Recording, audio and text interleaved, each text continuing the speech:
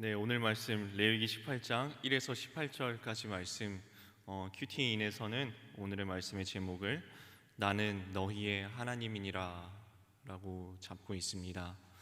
오늘 말씀 속에서 하나님이 주시는 말씀 크신 은혜 받으시는 시간 되시길 바랍니다. 첫 번째 말씀입니다. 따르지 말아야 할 풍속에 대해서 나오는데요, 3절에 보면은 이런 말씀이 나옵니다. 너희는 거주하던 애굽 땅의 풍속을 따르지 말며 내가 너희를 인도할 가나안 땅의 풍속과 규례도 행하지 말고, 이렇게 말씀하고 있습니다.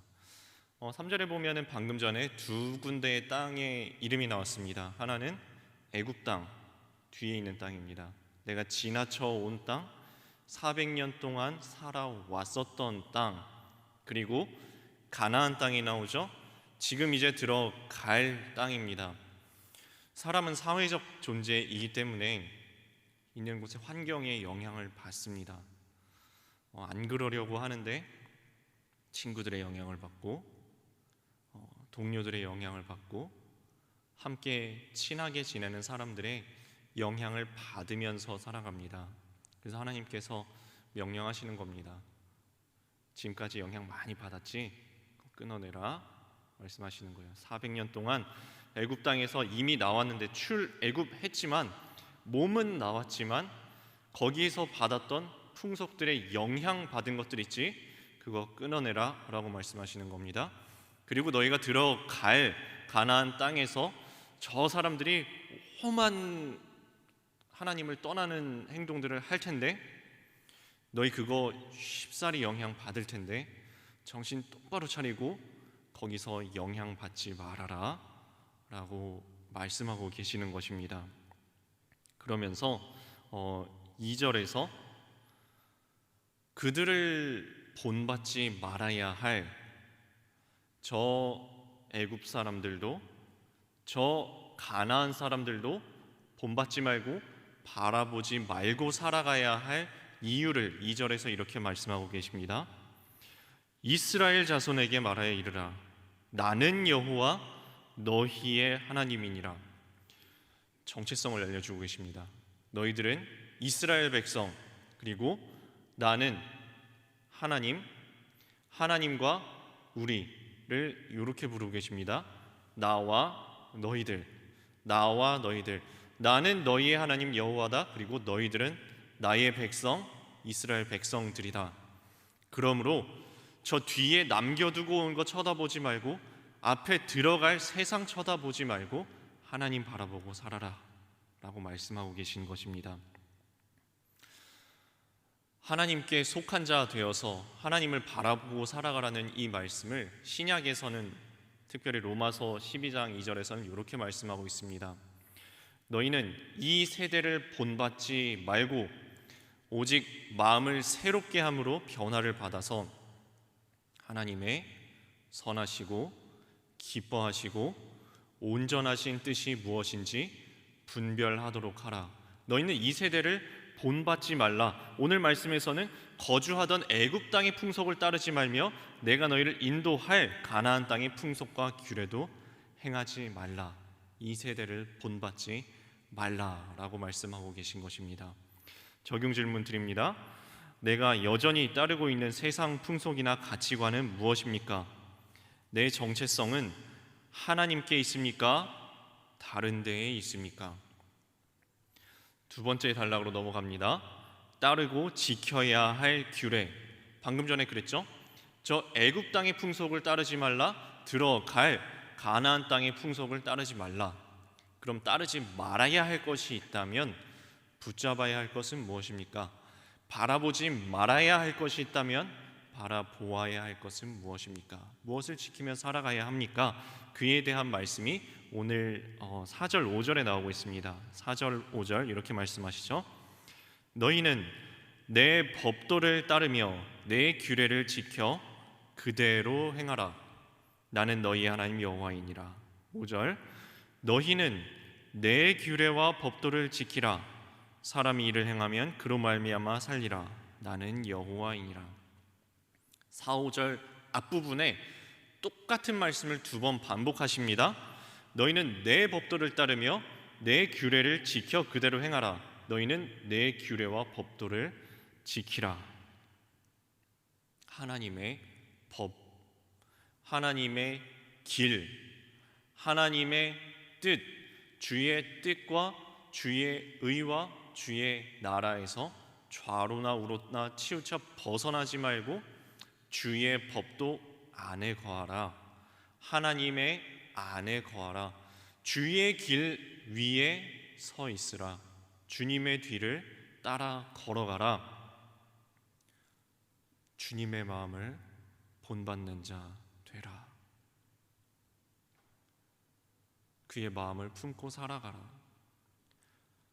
자녀들이 아버지를 그리고 어머니를 닮아가는 것처럼 너희는 하나님의 백성, 하나님의 자녀들이니 주님을 닮아가야 한다. 주님을 닮아 살아가야 한다. 주님을 따라 살아가야 한다. 하나님의 뜻대로 살아가라고. 주님의 마음을 본받는 자 되어서 각자의 삶의 자리에서 하나님의 백성답게 참된 그리스도인답게 살아가라고, 그리하면 살리라고 말씀하고 있는 것입니다. 이 사람들이 나온 저 애굽 땅은 강대한 제국이었습니다. 그 당시에 세계 최강의 제국이 애굽, 이집트였습니다. 이제 들어가야 할 가나안 땅도 풍요로운 땅이었습니다. 젖과 꿀이 흐르는 풍요로운 땅, 화려한 땅이었습니다.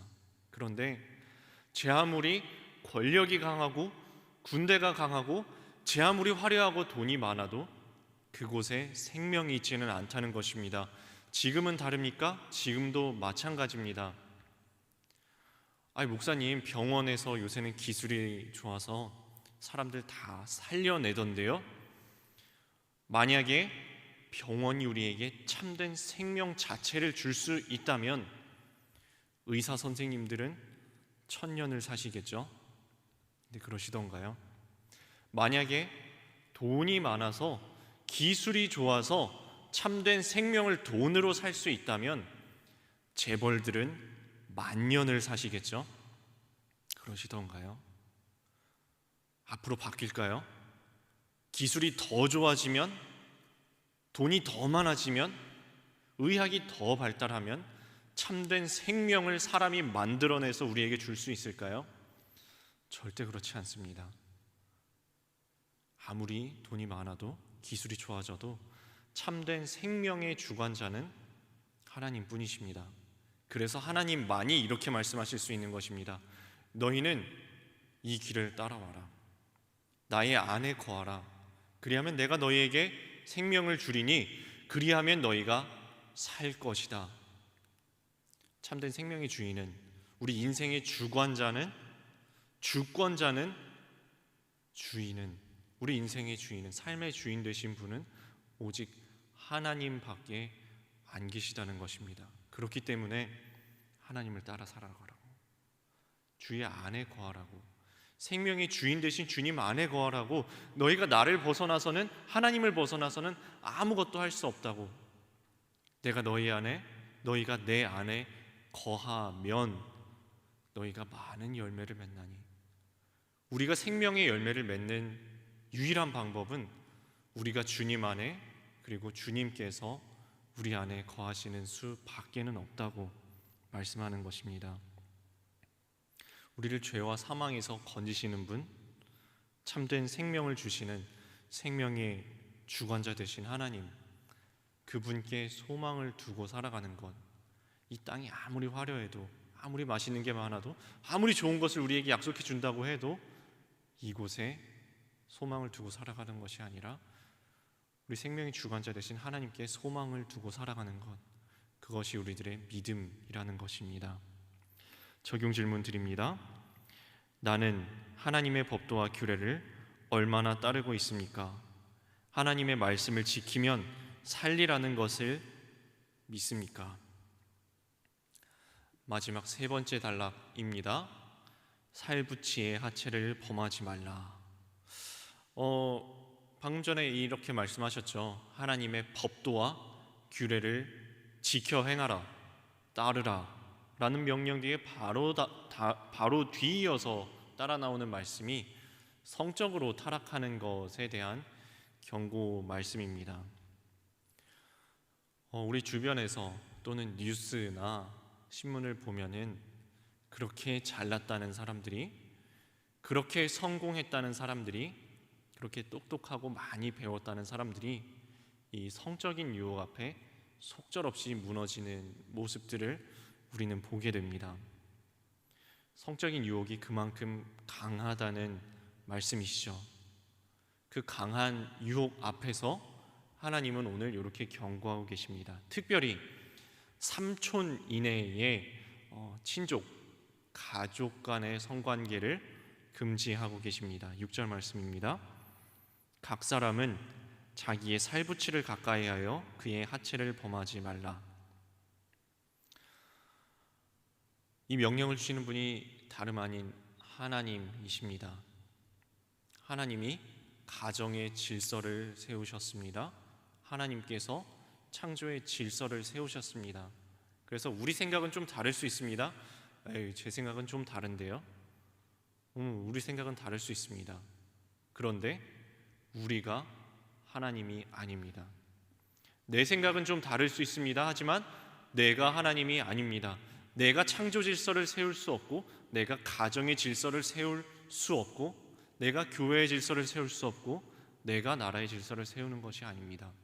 질서를 세우시고 만드시는 분은 하나님이시고, 우리는 그 백성으로서 따라가는 것이지, 요새 세상이 좋아져서 자유민주주의 국가가 되었다고 해서 내가 되는 대로 막 생각한다고 해서 창조 질서를 세울 수가 없다는 것입니다.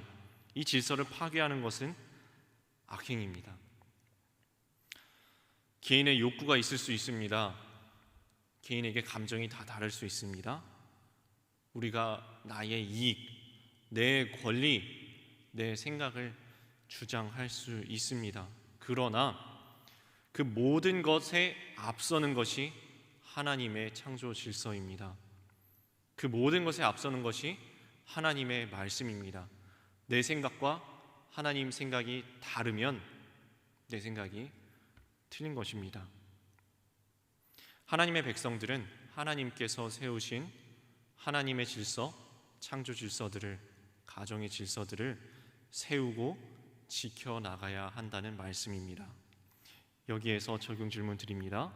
가정의 질서를 내 욕구, 내 감정, 내 이익보다 중요하게 여깁니까? 가정의 질서를 지키고 세우고자 오늘 내가 할 수 있는 일은 무엇입니까?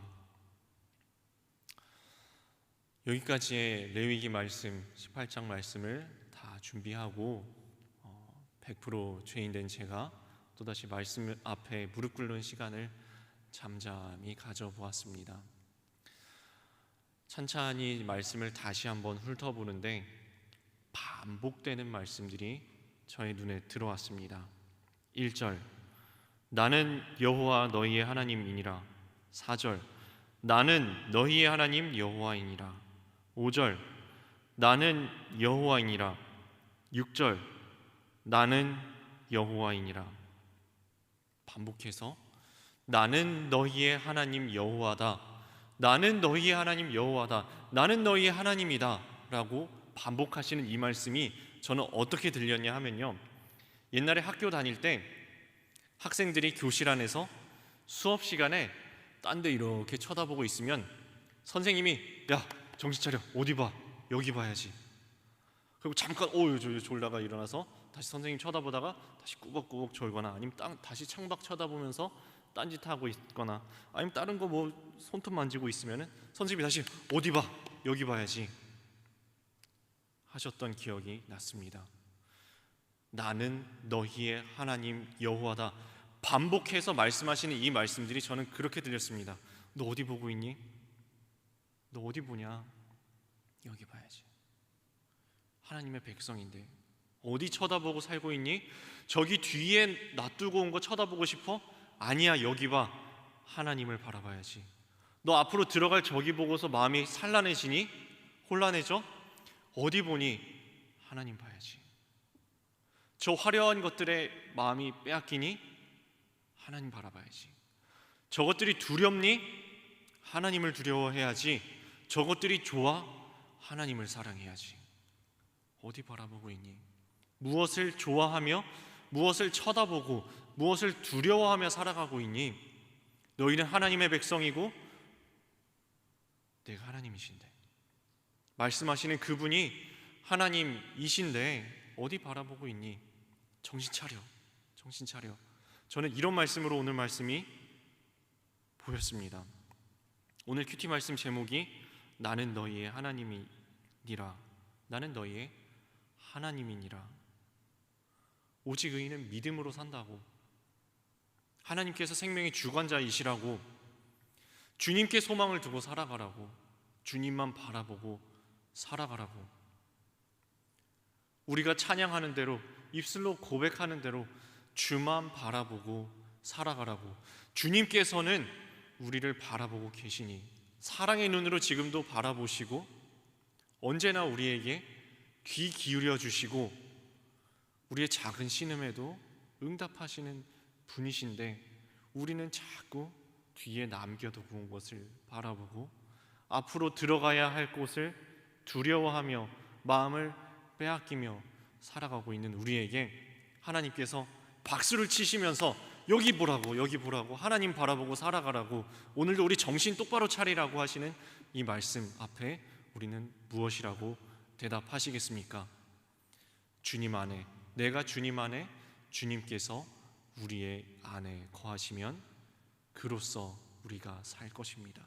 그로써 우리가 생명의 열매를 맺을 것입니다. 오늘 하루 살아가면서 우리의 시선을 빼앗는 것들이 많이 있을 것입니다. 어쩌면 뒤에 남겨두고 온 것들에 마음이 빼앗길 수 있습니다. 화려한 것들에, 좋은 것들에, 때로는 두려운 것들에 우리의 시선을 빼앗기고 그것들에 두려워하면서 또는 마음을 빼앗기면서 살아가게 만들려고 하는 것들이 오늘 하루 동안에도 많이 일어날 것입니다. 주님을 바라보고 주님을 기억하고 어떻게 해서든지 주님 안에 거하시는, 주님 바라보고 주님 붙잡고 살아가시는 오늘 하루 믿음으로 승리하는 하루 되시기를 주님의 이름으로 축원합니다.